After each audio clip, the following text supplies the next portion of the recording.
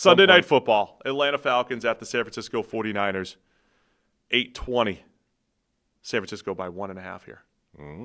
4-2 Niners, 3-2 Falcons coming off of their big win Monday night against the Bills. Niners should get Brock Purdy back. And Juwan Jennings and George Kittle both expected to play, both trending to come back here for the Niners. This is the reinforcements. This is the week you've been talking about. Yes, they're missing Nick Bosa and Fred Warner. Huge. Yeah. But they're going to get a lot of these pieces back, and we might get 2 of them plus their starting quarterback here. Yeah, quarterback controversy notwithstanding. This is what's going to really make it an interesting quarterback controversy. Look what that Atlanta defense just did to Josh Allen. Look what it did earlier in the season to the Minnesota Vikings. Like, that defense is nasty at the moment. They are sending all kinds of blitzes. They're sending stunts. They're doing all kinds of creative stuff, causing huge problems for opposing quarterbacks.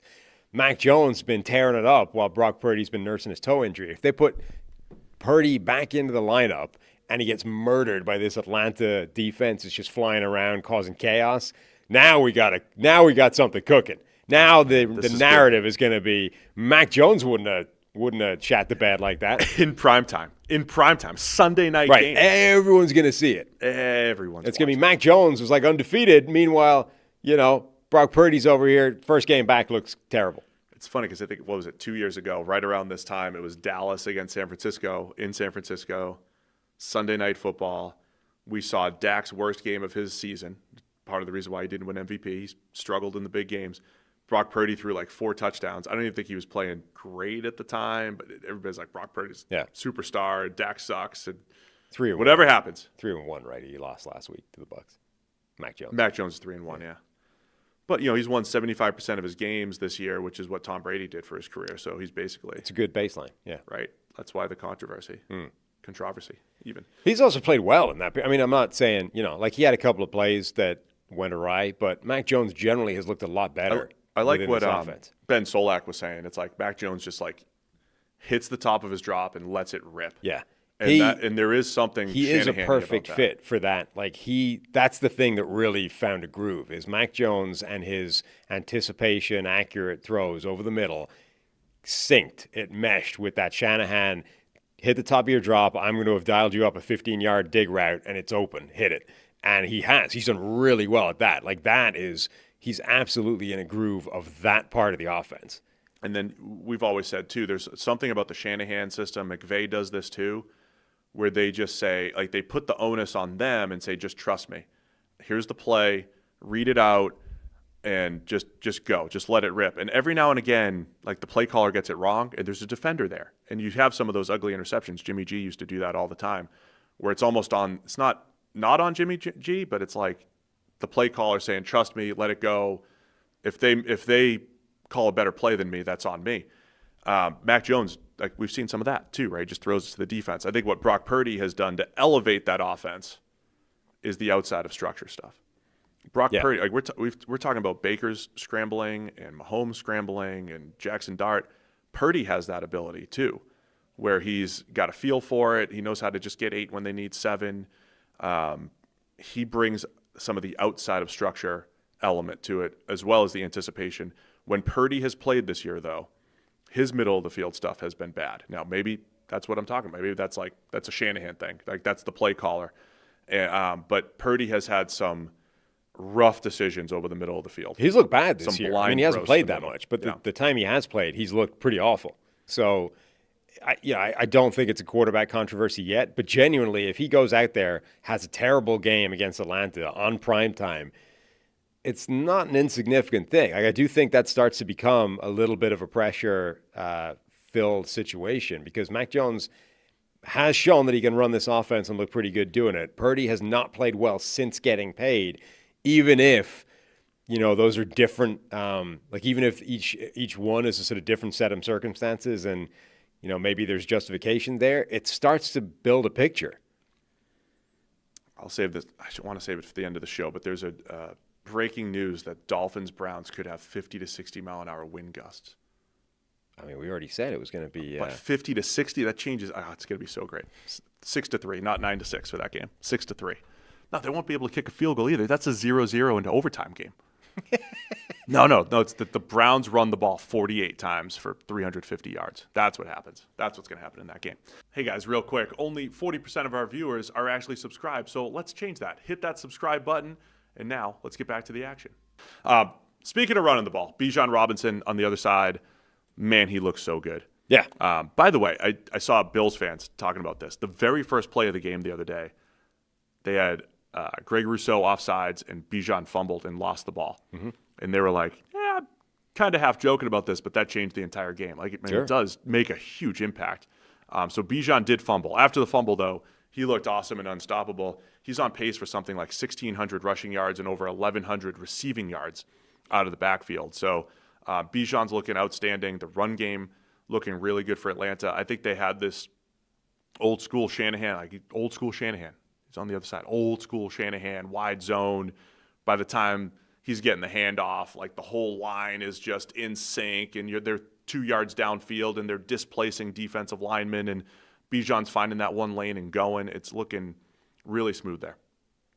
It is. Yeah, I agree. I got all excited watching old school wide zone running game. What Bijan's doing. I had a good Drake London stat.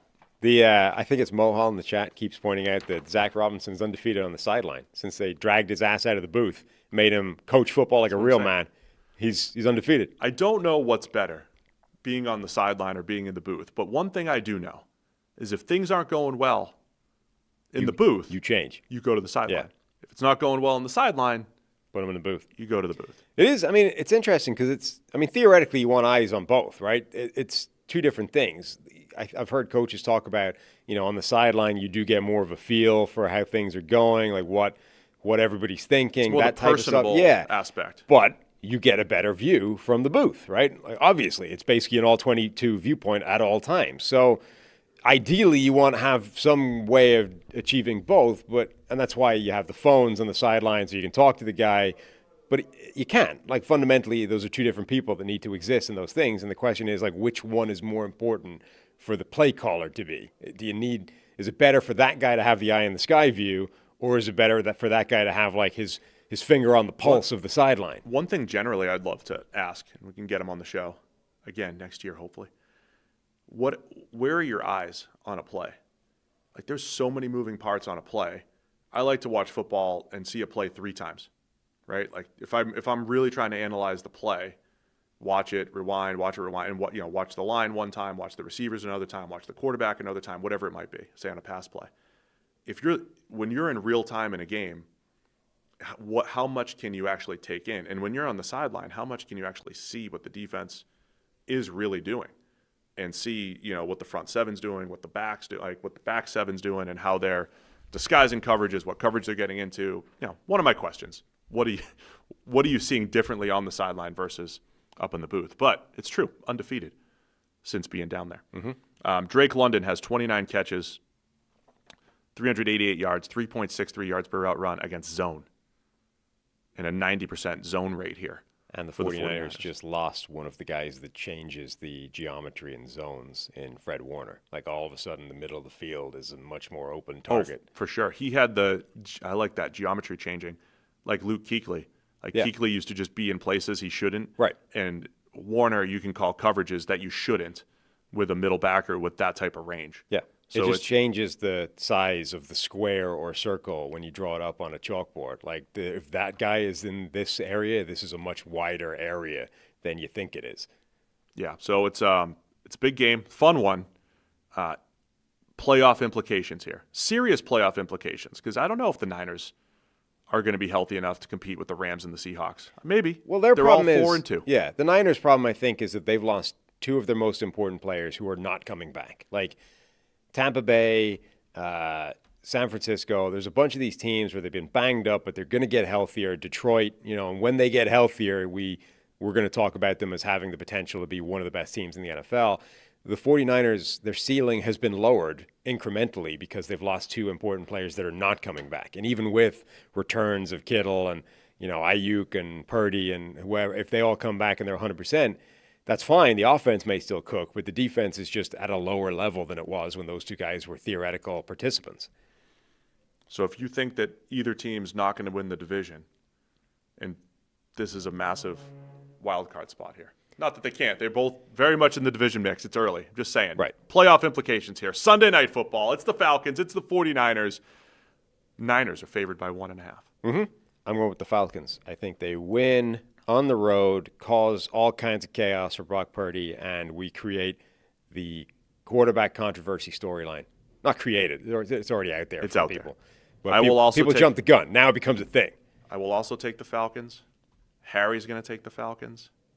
And can't even type it in the right spot. Harry's taken Dallas in the previous game just to put a bow on the show that is always going to be just about 3 hours. Thanks for watching all the way to the end of the video. Check the Mic is live every Monday, Wednesday, and Thursday, so be sure to hit the subscribe button so you don't miss a thing. And the all-knowing algorithm is convinced you'll also like these videos, and who are we to argue?